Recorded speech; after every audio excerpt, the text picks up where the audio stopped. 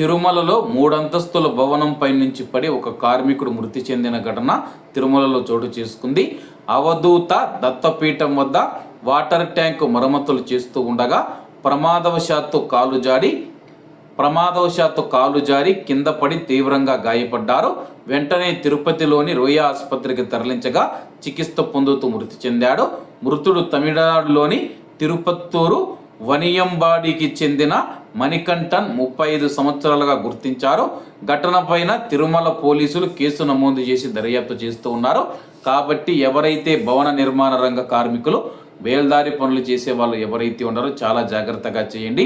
ఎందుకంటే మీరు పైన ఉసారాల మీద కొయ్యల మీద నిలబడి పనులు చేస్తూ ఉంటారో అటువంటప్పుడు ప్రమాదవశాత్తు ఒక తప్పటడుగు పడినా సరే కానీ భారీ మూల్యం చెల్లించుకోవాల్సి ఉంటుంది.